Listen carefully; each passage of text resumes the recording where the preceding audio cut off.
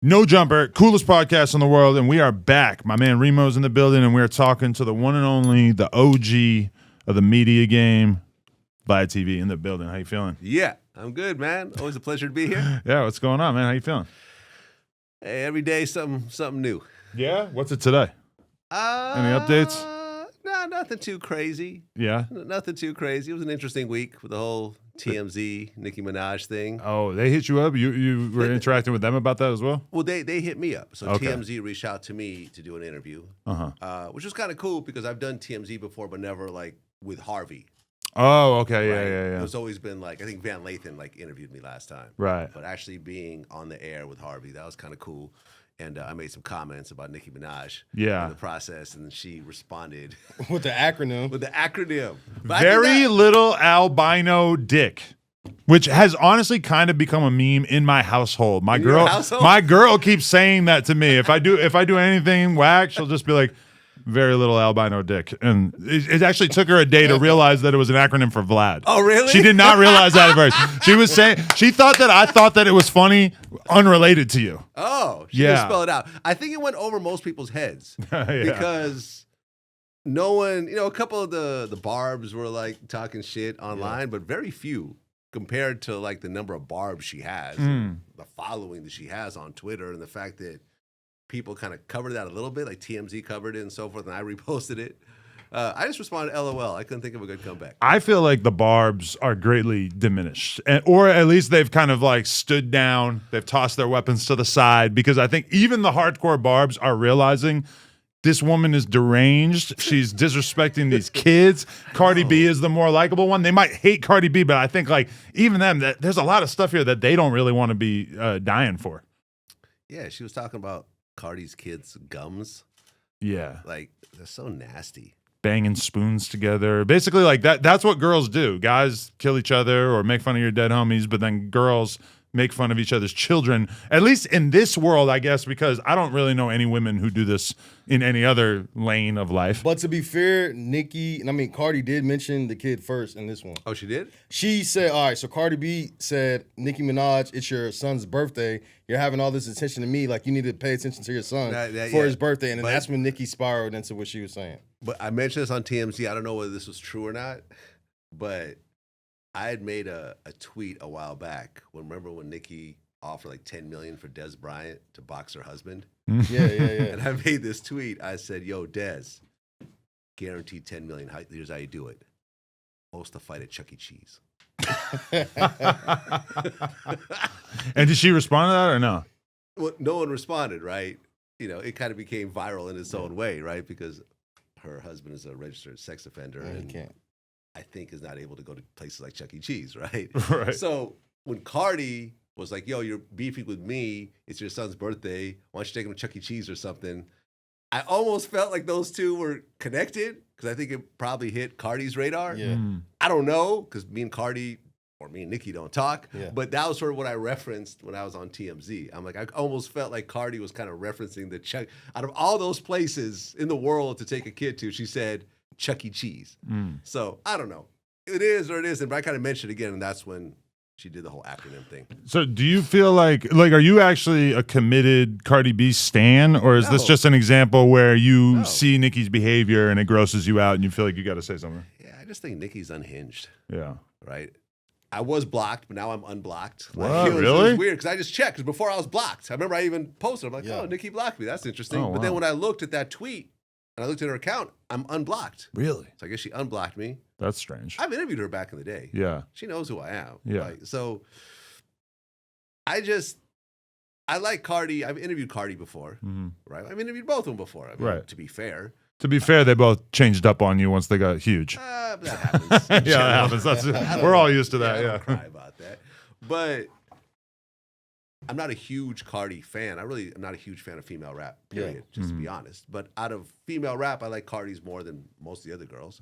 But just a nasty behavior. And I think, what really kind of annoyed me was I think Tasha K tweeted something about how remember her brother was convicted of molesting his stepdaughter? Yeah.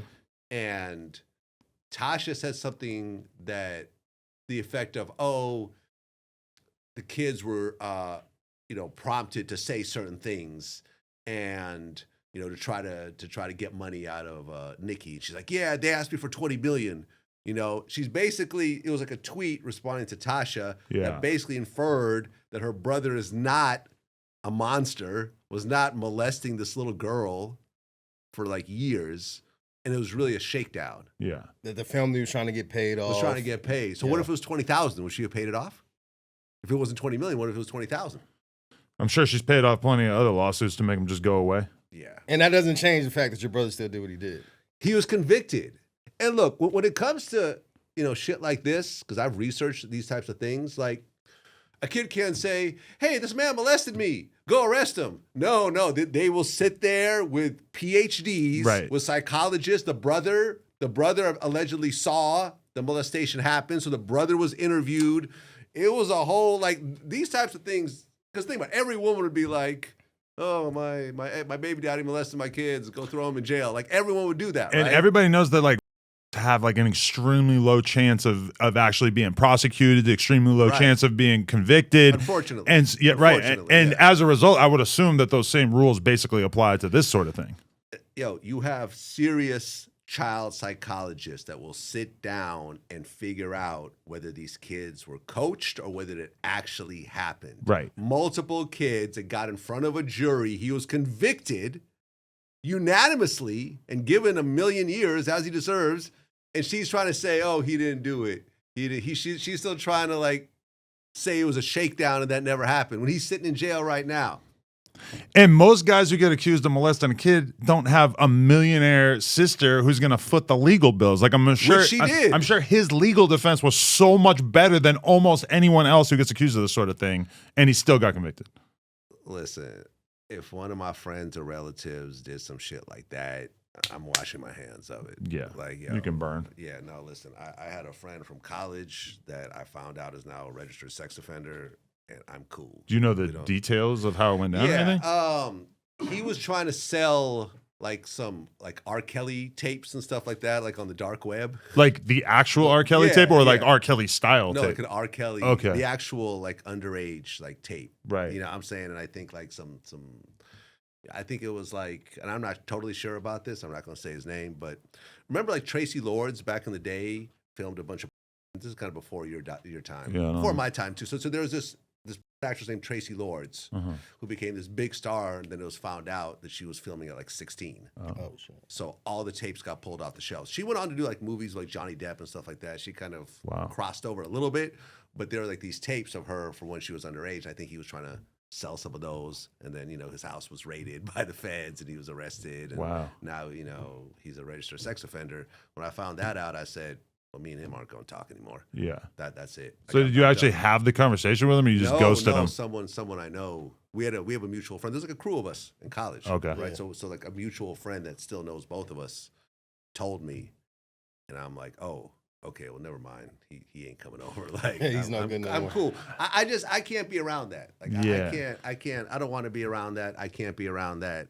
And any sense that you really had a connection or knew this person is kind of out the window, and it's really going to make you feel like whatever I felt like our connection was before. Apparently, you were lying about a very significant other part of your life, so everything else is probably capped too, right? You're a registered sex offender. It's a whole different story now with you. Yeah. This is not. We can't just pick up where we left off. Not that we haven't really seen each other in about 20 years anyway. So it's not like this is a close friend, but I was cool, man. So I'm surprised that Nicki's still trying to basically stand up for her brother, who's hopefully never getting out. Yeah, you would think that would be something that she would just kind of accept the mainstream narrative, and instead my brother's a monster. Yeah, and that's not the person I knew growing up. And I hope that his time in jail rehabilitates him, and maybe at some point he can enter back in society and not do these types of things again. Yeah, definitely. The end. Jesus.